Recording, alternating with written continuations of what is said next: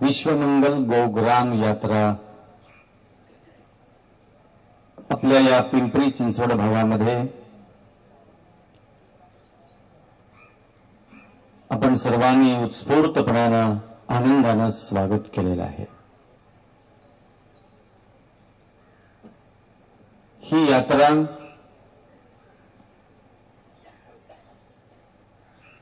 संपूर्ण भारतभर होत असून पुढच्याच महिन्यामध्ये जानेवारीमध्ये नागपूर येथे हिचा शेवटचं संपन्न असं असणारं मोठं महाअधिवेशन त्या ठिकाणी होणार आहे।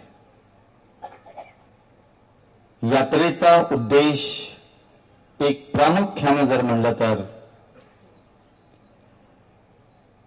आपल्या भारतीय संस्कृतीमध्ये परंपरेनं कौटुंबिक असो, सामाजिक असो, धार्मिक असो, सांस्कृतिक असो किंवा आध्यात्मिक असो, या सर्वांचा वासा परंपरा मधून आलेली ही आमची गोमाता आहे। आणि या गोमातेचं महत्व वेदकाळामध्ये सुद्धा त्यांनी प्रतिपादन केलेलं आहे। परंतु दुर्दैवानं स्वातंत्र्य उत्तर काळामध्ये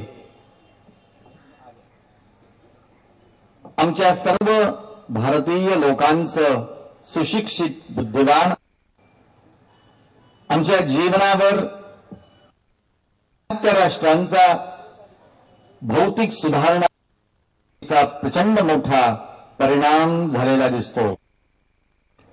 आमची मानसिकता, आमची बौद्धिकता जर पाहिली तर तीही आम्ही आमचं स्वतः विसरून पाश्चात्य राष्ट्रांच्या लोकांनाच आम्ही आमच्या स्वतःचं आणि व्यक्तिगत, सामाजिक आणि राष्ट्रीय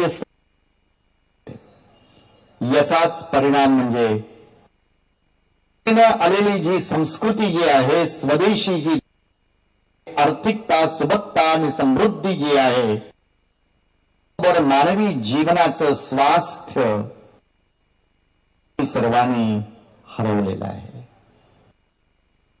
या पार्श्वभूमीवर ही एक महायात्रा सुद्धा परवा काशीचे शंकराचार्य कोथरूडमध्ये संध्याकाळी माझा कीर्तनाचा कार्यक्रम होता आणि सकाळी तिथं एका मारुतीच्या मंदिराची स्थापना होती, मारुतीरायांची।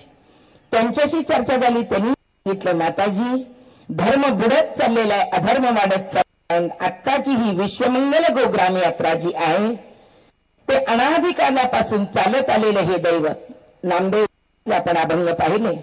ज्या वेळेला भगवंत जन्म घेतात स्वरूपी गाय ब्रह्मापाशी जाय नैनी वाहे तोय सांगत असे, उडाला से धर्म वाढला अधर्म सोसवेना भार मजात। ती गायच जर नष्ट होत चालली तर कोण आपली तक्रार भगवंताकडे पोहोचेल? हे हिंदू जन्मान प्रत्येक माणसाला ती आज प्रश्न विचारतीये भगवती। आता आमचे गुरुवर्य तात्या निघालेत आत्ता की बाई मी निगडीपर्यंत आहे। मी म्हटलं घाटावरच आहे, पण तुम्ही तिथं यावं। अशी धर्माला वाहून घेतलेली आज स्वामीजींचं वय। आणि विशेष एक आहे, माझा जन्म नामदेव कुटुंबात झाल्यामुळे धर्माने माझी निवड असावी आणि म्हणूनच विश्व हिंदू परिषदच्या माध्यमातून साध्वी धर्माचार्याचं काम माझ्याकडे भगवंताने सोपवलं। बाकीचा सांगण्यात वेळ घालवत नाही। दिंडी माझी तुकोबा महिलांची आहे, पण आजचा जो विषय आहे तो माता आहे। सगळे विषय सगळे एकापेक्षा एक महत्त्व मानणार आहे, पण खरा अगदी अगतिकचा विषय 10 मिनिटात मांडणार आहे. गो यात्रा आपण सर्वजण सामील झालात, पण गाय का वाचवायची याचं एकच विशेषण असं आहे बाबांनो, मध्ये गाय, घरामध्ये माय आणि पाठीशी बहीण या 3 महालक्ष्मी आहेत. या लक्ष्मी जर तुमच्या अखंड वास्तव्य करतील, जो एक अनिवार्य सा विषय हो गया है, बम्बई और थाना दोनों बड़े महानगर, और पूज्य शंकराचार्य जी हमारे बता रहे थे कि यहाँ पर यदि जागृति है, यहाँ पर हम विशेष प्रयास करेंगे तो देश भर में संदेश मजबूती से जाएगा. तो थोड़ा वो प्रयास करता हूँ कि यहाँ पर समाज थोड़ा जागरूक रहता है. समाज बहुत सारे देश के ज्वलंत प्रश्नों की चिंता करता है. हम यहाँ रह रहे हैं, लेकिन आप लोगों ने अनुभव किया होगा कि बहुत सारे पेपरों में आप रोज देख रहे हैं किसानों की आत्महत्या इस समय देश में पिछले 10-12 वर्षों में लगभग 2 लाख से ज्यादा हो चुकी है.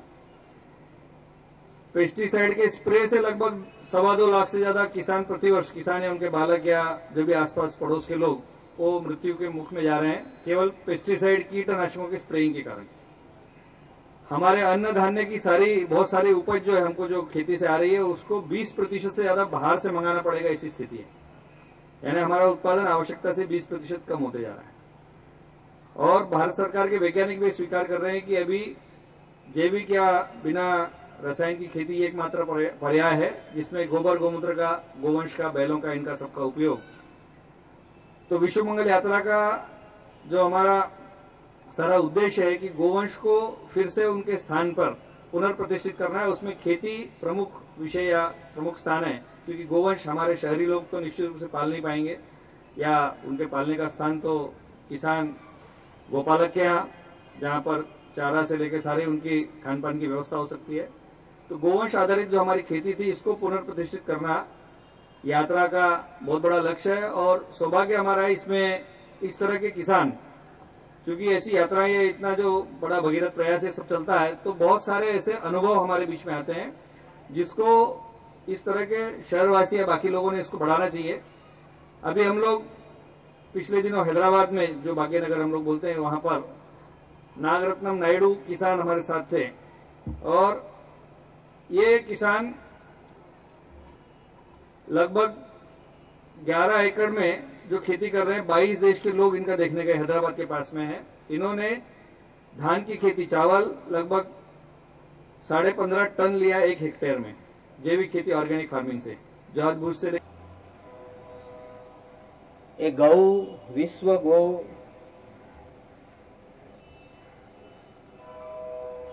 यात्रा की शुरुआत की है, वह वाराणसी नगरी के अंदर 23वें तीर्थंकर पार्श्वनाथ भगवान का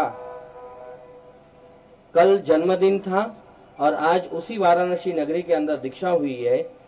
और वही तीर्थंकर परमात्मा की भूमि से यह गौ विश्व मंगल गो यात्रा का प्रारंभ हुआ है.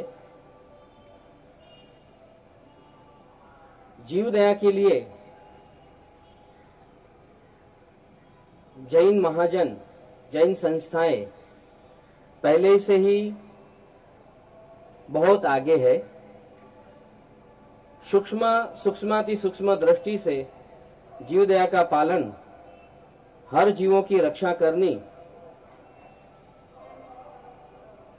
और ये जैन में जितनी पण सूक्ष्म जीव दया है, वह सूक्ष्म जीव दया प्रशंसनीय है.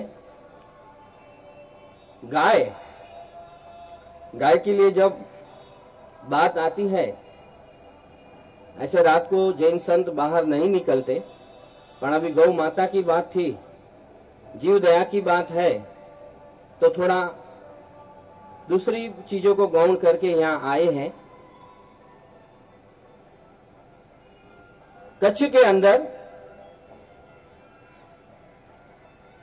खुशहाल भाई नाम के एक व्यक्ति मुझे मिले थे और बोले, ये जो गाय है ना, ये गाय